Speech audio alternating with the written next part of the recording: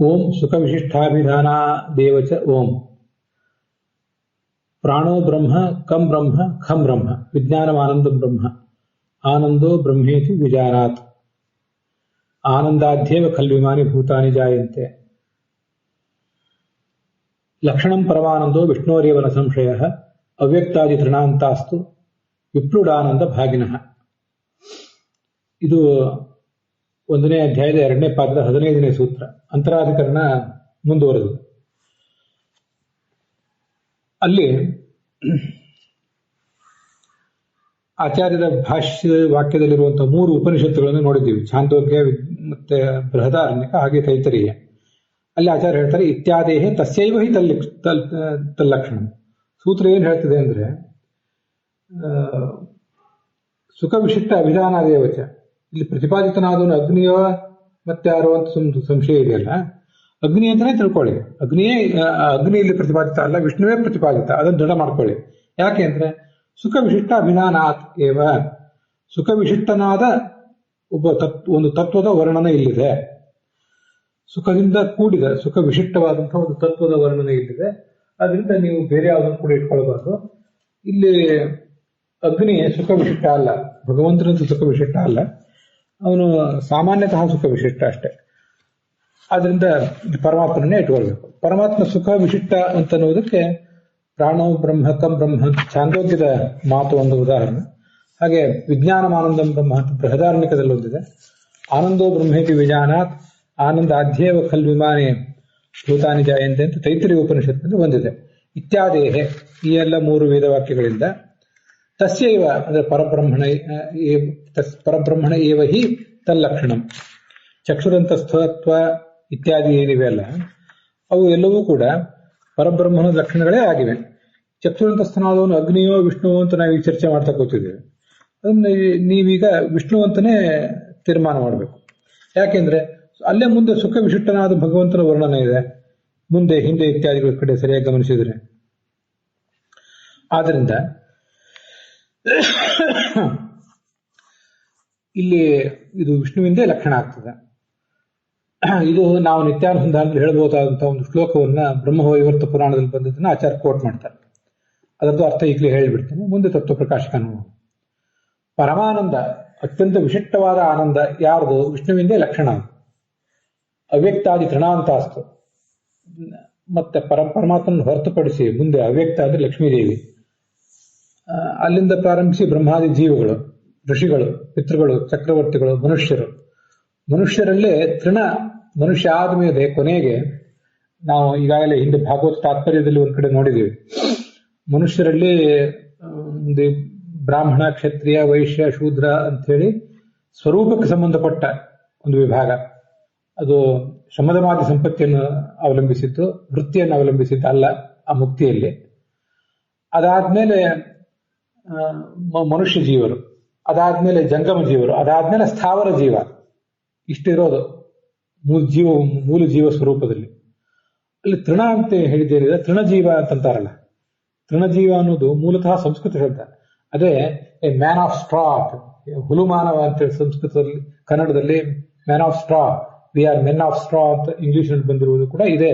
ತೃಣಮಾನವ, ತೃಣಜೀವ ಅಂದ್ರೆ ತುಂಬಾ ಕೊನೆ ಜೀವ ಅದು. ಅದಕ್ಕೆ ಸಾಧನೆಯೂ ಕಡಿಮೆ, ಆನಂದವೂ ಕಡಿಮೆ. ಆದ್ರೆ ಭಗವಂತನ ಪರಮಾನಂದ ಏನಿದೆ, ಪರಮಾನಂದ ಅನ್ನೋದೊಂದು ಸಾಗರ ಅಂತ ಅಲ್ಲಿ ಬಂದಿಲ್ಲ. ನಾನು ಹೇಳಿ, ನೀನು ಸಿಂಧು ನಾವು ಬಿಂದು ಅಂತ ಹತ್ತಿರ್ತೀವಿ, ಕೇಳ್ತೀರಿ ನೀವು ಎಲ್ಲಿಯಾದ್ರೂ. ಆ ಪರಮಾನಂದ ಸಾಗರದ ಒಂದೊಂದು ಹನಿ ಮಾತ್ರ ಉಳಿದವರೆಲ್ಲರೂ ಕೂಡ. ಲಕ್ಷ್ಮೀದೇವಿಯಿಂದ ಕೆಳಗೆ ಬಂದಂತೆ ಹನಿಗಳು ಸಣ್ಣ ಸಣ್ಣ ಆಗ್ತಾವಷ್ಟೆ. ನಚ ಮುಖ್ಯ ಸತಿ ಅಮುಖ್ಯಂ ವಿದ್ಯತೆ. ಮುಖ್ಯವಾದ ಪರಮಾನಂದ ವಿಶಿಷ್ಟನಾದ ಇಲ್ಲಿ ಒಂದು ತತ್ವವನ್ನೇ ನಾವಿಲ್ಲಿ ತಗೊಳ್ಬೇಕೇ ಹೊರತು ಸ್ವಲ್ಪ ಆನಂದ ಇದೆ ಅದನ್ನ ಯಾಕೆ ತಗೋಬಾರ್ದು ಅಂತ ಇಲ್ಲಿ ಆರ್ಗ್ಯೂ ಮಾಡುವಂತಿಲ್ಲ ಅಂತ ತಾತ್ಪರ್ಯ. ಅದನ್ನ ಮುಂದೆ ತತ್ವ ಪ್ರಕಾಶಿಕದಲ್ಲಿ ಮತ್ತೆ ನೋಡೋಣ.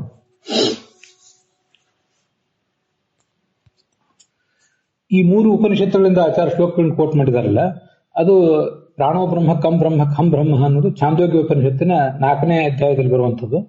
ಈಗಾಗಲೇ ನಾವು ಉಪಕೋಸಲನ ಉಪಾಖ್ಯಾನ ಅಂತ ಛಾಂದೋಗ್ಯದಲ್ಲಿ ನೋಡಿದ್ದೇವಲ್ಲ. ಉಪಕೋಸಲ ಉಪವಾಸದಿಂದ ಸೊರಗಿ ಕಷ್ಟಪಡ್ತಿರ್ತಾನೆ, ಗುರು ನನಗೆ ಉಪದೇಶ ಮಾಡಲಿಲ್ಲ ಅಂತ. ಆವಾಗ ಅಗ್ನಿಗಳು ಅವನಿಗೆ ಉಪದೇಶ ಮಾಡುವ ಒಂದು ಪ್ರಸಂಗ ಇದೆ. ಅಗ್ನಿಗಳಿಂದ ಮುಖ್ಯ ಪ್ರಾಣ ಮತ್ತು ಪರಬ್ರಹ್ಮನ ಉಪದೇಶ ಅಂತ. ಅಲ್ಲಿ ಅತಃ ಅಗ್ನೇಯ ಸಮೂದಿರಿ, ಅವನಿಗೆ ಅಗ್ನಿಗಳು ಹೇಳಿದ್ರು, ಕಷ್ಟಪಟ್ಟಿದ್ದಾನೆ, ಹಂತ ಅಸ್ಮೈ ಪ್ರಭ್ರವ, ಪಾಪ ಅವನಿಗೊಂದಿಷ್ಟು ನಾವು ಉಪದೇಶ ಮಾಡೋಣ. ತಸ್ಮೈಹ ಊಚು, ಅವನಿಗೆ ಹೇಳಿದ್ರು ಏನಂತ, ಪ್ರಾಣೋ ಬ್ರಹ್ಮ ಖಂ ಬ್ರಹ್ಮ, ಪ್ರಾಣೋ ಬ್ರಹ್ಮ ಕಂ ಬ್ರಹ್ಮ ಖಂ ಬ್ರಹ್ಮ. ಮೊದಲು ಕ ಅಂತ ಅಲ್ಪ ಪ್ರಾಣ, ಆಮೇಲೆ ಮಹಾಪ್ರಾಣ ಅಂತ ಈ ಥರ ಅಲ್ಲಿ ಬಂದಿದೆ. ಅದಕ್ಕೆ ಆಚಾರ್ಯರು ಭಾಷ್ಯ ಬರೆದಿದ್ದಾರೆ ಮುಂದೆ, ಪ್ರಾಣೋ ಬ್ರಹ್ಮ ಬಲರೂಪಂ ಬ್ರಹ್ಮ, ಕಂ ಆನಂದ ರೂಪಂ ಬ್ರಹ್ಮ ಆನಂದ ರೂಪಂ, ಮತ್ತೆ ಮುಂದೆ ಖಂ ಅಂದ್ರೆ ಜ್ಞಾನ ರೂಪಂ. ಇದನ್ನ ಗಮನಿಸ್ಬೇಕು ನಾವು. ಕ ಅನ್ನೋದಕ್ಕೆ ಆನಂದ ರೂಪ ಅಂತ ಅರ್ಥ, ಖ ಅನ್ನೋದಕ್ಕೆ ಜ್ಞಾನ ರೂಪ ಅಂತ ಅದರ ಅರ್ಥ. ಅಲ್ಲಿ ಮುಂದೆ ಅಪರಂ ಬ್ರಹ್ಮ ಸಪ್ರಾಣ ಸಾಕ್ಷಾದ್ಯೋ ಬಲದೇವತ ಜ್ಞಾನಾನಂದಾತ್ಮಕಂ ಪೂರ್ಣಂ ಪರಂ ಬ್ರಹ್ಮ ಸ್ವಯಂ ಹರಿಹಿ ಅಂತ ಹೀಗೆ ಬಂದಿದೆ.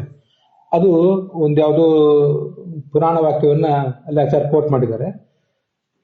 ಈ ಶ್ಲೋಕಗಳನ್ನ ಈ ತತ್ವಪ್ರಕಾಶಿಕಾದ ಟಿಪ್ಪಣಿಯಲ್ಲಿ ಭಾವಬೋಧಕಾರರು ರಘುತ್ತಮ ಸ್ವಾಮಿಗಳು ಕೋಟ್ ಮಾಡಿದ್ದಾರೆ. ಅಪರಂ ಬ್ರಹ್ಮ ಸ ಪ್ರಾಣ ಸಾಕ್ಷಾದ್ಯೋ ಬಲದೇವತ ಅಂತ. ಅದನ್ನು ಕೂಡ ನೀವು ಗುರ್ತು ಮಾಡ್ಕೊಳ್ಬಹುದು.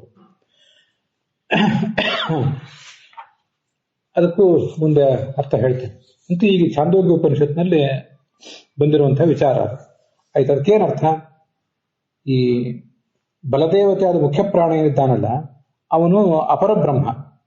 ಬ್ರಹ್ಮ ಈ ಪರಮಾತ್ಮ ಮುಖ್ಯ ಬ್ರಹ್ಮ. ಅವನಿಗಿಂತ ಕೆಳಗಿನ ಲಕ್ಷ್ಮೀದೇವಿ ಸ್ವಲ್ಪ ಮುಖ್ಯಳು. ಅವಳಿಗಿಂತ ಕೆಳಗಿರುವಂಥವನು ಈ ಮುಖ್ಯ ಪ್ರಾಣ. ಅವನನ್ನ ಅಪರ ಬ್ರಹ್ಮ ಅಂತ ಕರೀತಾರೆ. ಮೂಲತಃ ಈಗ ಹಿಂದೊಂದು ನಾವು ಪರಮೋಪನಿಷತ್ ಅಂತ ಒಂದು ವಾಕ್ಯ ನೋಡಿದ್ವಿ. ಬ್ರಹ್ಮಾಣಿ ಜೀವಾ ಸರ್ವೇಪಿ ಪರಬ್ರಹ್ಮಾಣಿ ಮುಕ್ತಿಗಾಹ ಪ್ರಕೃತಿ ಪರಮಂ ಬ್ರಹ್ಮ ಪರಮಂ ಮಹದಚ್ಯುತಃ ಅಂತದ್ದು. ಎಲ್ಲಾ ಜೀವರು ಬ್ರಹ್ಮರೇ. ಯಾಕೆ ಅಂದ್ರೆ ಗುಣಪೂರ್ಣರಾದವರು, ಅದರಿಂದ ಅಂತ ಅರ್ಥ, ತುಂಬಿದವರು ಅಂತ. ಪರಬ್ರಹ್ಮಾಣಿ ಮುಕ್ತಿಗಾಹ, ಮುಕ್ತಿಗೆ ಹೋದವರು ಪರಬ್ರಹ್ಮ ಅಂತ ಕರೆಸ್ಕೋತಾರೆ. ಇಲ್ಲಿ ಗಮನಿಸಬೇಕು, ಬ್ರಹ್ಮ ಸಂಸಾರದಲ್ಲಿದ್ದ ಜೀವನನ್ನ ಬ್ರಹ್ಮ ಅಂತ ಕರೆದ್ರೆ ಅದಕ್ಕೊಂದು ಪರ ಅಂತ ವಿಶೇಷಣ ಸೇರಿಸಿಬಿಟ್ರೆ ಅದು ಮುಕ್ತಿಯಲ್ಲಿದ್ದವ್ರನ್ನ ಹೇಳ್ತದೆ. ಪ್ರಕೃತಿ ಪರಮಂ ಬ್ರಹ್ಮ, ಪ್ರಕೃತಿಯನ್ನ ಪರಬ್ರಹ್ಮ ಅಂತ ಹೇಳಿದ್ರೆ ಸಾಲದು, ಪರಮ ಬ್ರಹ್ಮ ಅಂತ, ಪರಮ ಅಂತ ಒಂದು ಶಬ್ದ ಸೇರಿಸ್ಬೇಕು. ಮುಂದೆ ಪರಮಾತ್ಮನ ಹೇಳುವಾಗ ಪರಮಂ ಮಹದಚ್ಯುತ, ಪರಮ ಮಹತ್ ಬ್ರಹ್ಮ ಅಂತ ಪರಮಾತ್ಮನ ಹೇಳಬೇಕು ಅಂತ. ಈ ತರ ಅಲ್ಲೊಂದು ಕಡೆ ಬಂದಿದೆ. ಅದು ಪರಮೋಪನಿಷತ್ತು ಅನ್ನುವಂಥ ಒಂದು ಉಪನಿಷತ್ತಲ್ಲಿ ಬಂದಿರೋದು. ಬ್ರಹ್ಮ ಪರಬ್ರಹ್ಮ ಪರಮ ಬ್ರಹ್ಮ ಪರಮ ಮಹದ್ ಬ್ರಹ್ಮ ಅಂತ. ಆ ಥರ ಇಲ್ಲಿ ಒಂದೊಂದು ಕಡೆ ಒಂದೊಂದು ಬೇರೆ ಬೇರೆ ಶಬ್ದಗಳನ್ನು ಪ್ರಯೋಗ ಮಾಡ್ತಾರೆ. ನಿಮ್ಗೆ ಅದನ್ನು ದೃಷ್ಟಾಂತವನ್ನಾಗಿ ಕೊಟ್ಟೆ, ಅಲ್ಲೇ ಇರುವ ಶಬ್ದಗಳನ್ನು ಇಲ್ಲಿ ಪ್ರಯೋಗ ಮಾಡಿಲ್ಲ. ಅನುವಾದ ಮಾಡೋರು ಅನುವಾದ ಮಾಡ್ತಾರೆ. ಬಲದೇವತೆಯಾದ ಪ್ರಾಣೋ ಬ್ರಹ್ಮ, ಪ್ರಾಣ ಅಂತ ಬಲದೇವತೆಯಾದ ಈ ಮುಖ್ಯ ಪ್ರಾಣ ಏನಿದ್ದಾನಲ್ಲ ಅವನು ಅಪರ ಬ್ರಹ್ಮ. ನೋಡಿ ಆ ಶ್ಲೋಕದಲ್ಲಿ ಛಾಂದೋಗ್ಯ ಉಪನಿಷತ್ ಭಾಷ್ಯದಲ್ಲಿ ಆಚಾರ್ಯ ಪ್ರಯೋಗ ಮಾಡಿರುವ ಶ್ಲೋಕ, ಅಪರಂ ಬ್ರಹ್ಮ ಸ ಪ್ರಾಣ, ಅವನು ಅಪರ ಬ್ರಹ್ಮ ಅಂತ ಕರೆಸ್ಕೊಂಡಿದ್ದಾನೆ. ಯಾಕೆಂದ್ರೆ ಅವನು ಬಲದೇವತ. ಅದಕ್ಕನುಸಾರವಾಗಿ ಅದರದೆಲ್ಲ ಅನುವಾದ ಇರ್ತದೆ.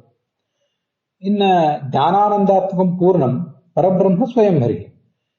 ಮುಖ್ಯ ಪ್ರಾಣ ಅಪರ ಬ್ರಹ್ಮನಾದರೆ ಜ್ಞಾನಾನಂದಾತ್ಮಕನಾದಂತಹ ನಿರವಧಿಕ ಪೂರ್ಣತೆ ಇರುವಂತಹ ಹರಿ ಏನಿದ್ದಾನೆ ಅವನು ಪರಬ್ರಹ್ಮ ಅಂತ ಅರ್ಥ. ಅದನ್ನೇ ಮುಂದೆ ಅಲ್ಲಿ ವ್ಯಾಖ್ಯಾನದಲ್ಲಿ ಅಲ್ಲೇ ಮುಂದೆ ಭಾಷ್ಯದಲ್ಲೇ ಇದೆ.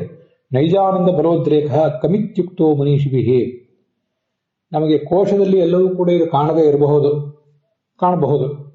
ನಮಗೆ ಆಚಾರ್ಯರೇ ಕೋಶ ಕೊಟ್ಟಿರೋ ಒಂದು ಪ್ರಾಚೀನ ಕೋಶ, ಪ್ರಾಚೀನ ಗ್ರಂಥಗಳಿವೆಲ್ಲ. ಅದರಿಂದ ನಾವಲ್ಲಿ ಹೆಚ್ಚು ಬೇರೆದನ್ನು ನೋಡಬೇಕಾದ ಅಗತ್ಯ ಇದೆ. ಕ ಅಂದ್ರೆ ಏನು? ನೈಜಾನಂದ ಬಲೋದ್ರೇಕ, ಮೂಲ ಜೀವಸ್ವರೂಪಕ್ಕೆ ಸಂಬಂಧಪಟ್ಟ ಆನಂದ ಮತ್ತು ಬಲ, ಇವುಗಳ ಉದ್ರೇಕವನ್ನ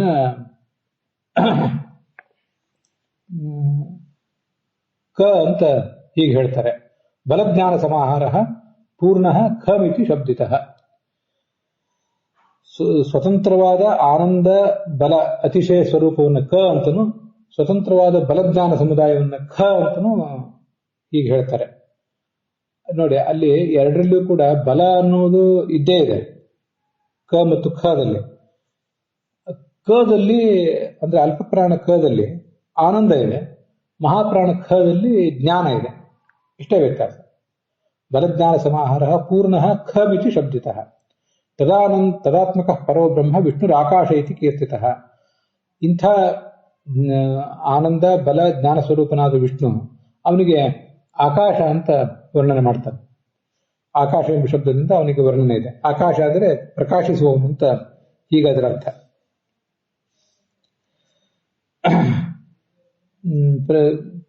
ಆಕಾಶ ಇತಿ ಕೀರ್ತಿತಃ ಏವಂ ಪ್ರಾಣಃ ತಥಾಕಾಶೋ ಬ್ರಹ್ಮಣಿ ದ್ವೇ ಪ್ರಕೀರ್ತಿತೆ.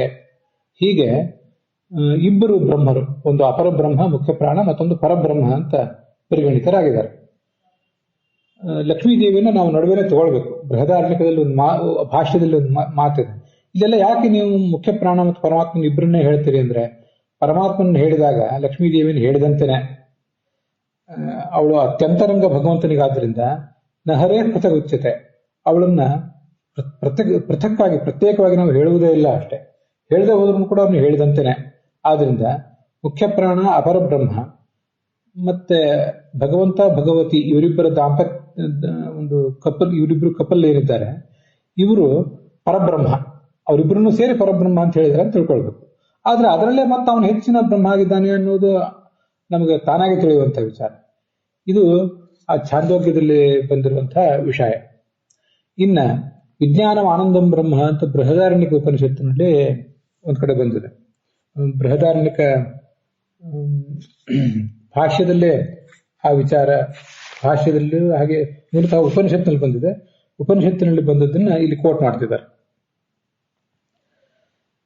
ಉಪನಿಷತ್ತಿನಲ್ಲಿ ಶಾಕಲ್ಯ ಬ್ರಾಹ್ಮಣ ಅಂತಿದೆ.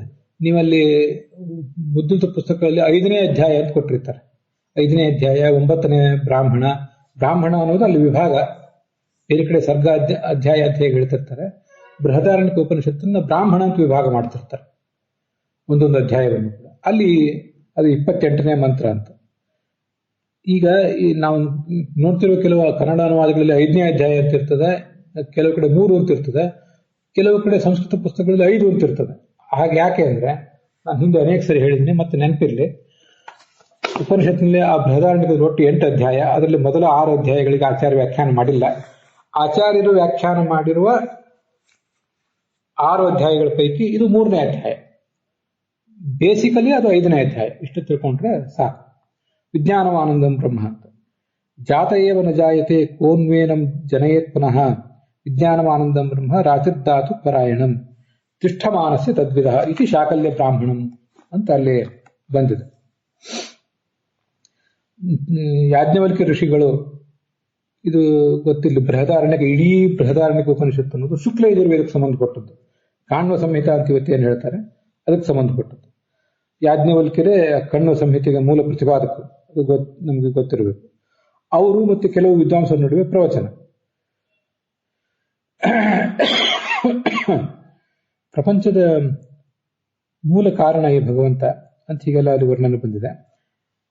ಅವನು ಅನಾದಿ ಕಾಲದಿಂದ ಜ್ಞಾನಾನಂದ ಶರೀರವುಳ್ಳವನಾಗಿದ್ದಾನೆ. ಅಂಥವನಿಗೆ ಕೋನ್ವೇನಂ ಜನಯೇತ್ ಪುನಃ, ಮತ್ತು ಅವರನ್ನು ಮತ್ತಾರು ಹುಟ್ಟಿಸ್ಲಿಕ್ಕೆ ಸಾಧ್ಯ? ಅವನು ಸರ್ವಜ್ಞನಾದ್ರಿಂದ ಅವನು ಸೃಷ್ಟಿಕರ್ತ.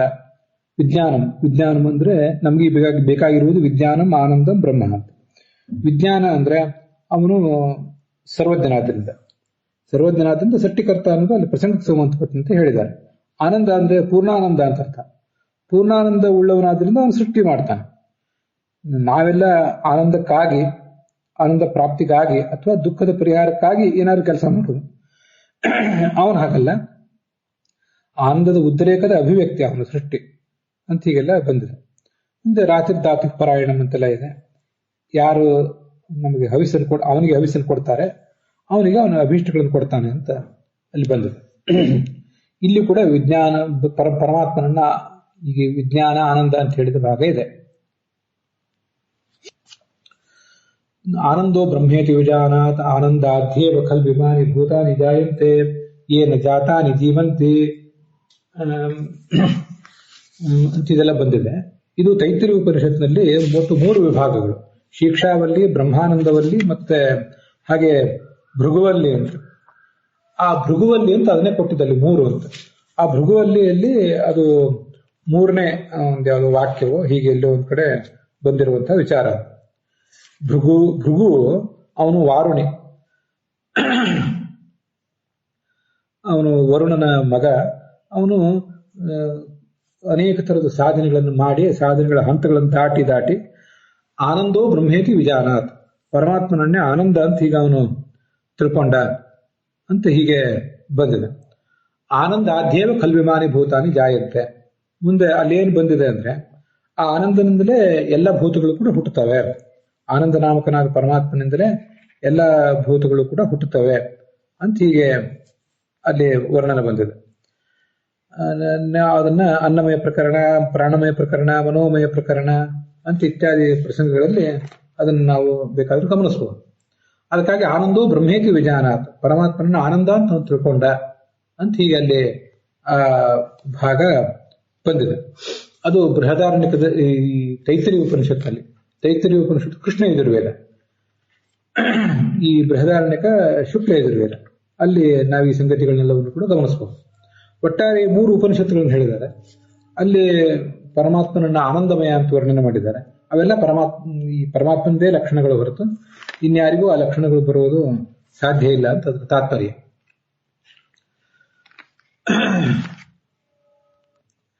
ಸತಪೋತಪ್ಯದ ಸತಪಸ್ತತ್ವ ಭೃಗುವಲ್ಲಿಯಲ್ಲಿ ಮೊದಲು ಅನ್ನ, ಪ್ರಾಣ, ಮನಸ್ಸು, ವಿಜ್ಞಾನ ಇವೆಲ್ಲವನ್ನೂ ಕೂಡ ಅವನು ಬ್ರಹ್ಮ ಅಂತ ತಿಳ್ಕೊಂಡ. ಅದಾದ್ಮೇಲೆ ಆನಂದ ರೂಪನಾದ ಆನಂದಾತ್ಮಕನಾದ ನಾರಾಯಣ ರೂಪಿ ಭಗವಂತನನ್ನೇ ಬ್ರಹ್ಮ ಸಾಕ್ಷಾತ್ಕಾರ ಮಾಡಿಕೊಂಡ. ಆನಂದಾಧ್ಯೇವ ಕಲ್ವಿಮಾನಿ ಭೂತಾನಿ ಜಾಯಂತೆ, ಆನಂದ ನಾಮಕನಾದ ಭಗವಂತನಿಂದ್ರೆ ಈ ಭೂತಗಳೆಲ್ಲವೂ ಹುಟ್ಟುತ್ತವೆ. ಹುಟ್ಟಿದ ಮೇಲೆ ಆನಂದೇನ ಜಾತಾನಿ ಜೀವಂತಿ, ಆ ಆನಂದ ನಾಮಕನಾದ ಭಗವಂತನಿಂದಲೇ ಅವು ಜೀವಂತಿ ಬದುಕ್ತವೆ. ಆ ಶಬ್ದ ಎಷ್ಟು ಚೆನ್ನಾಗಿದೆ ನೋಡಿ.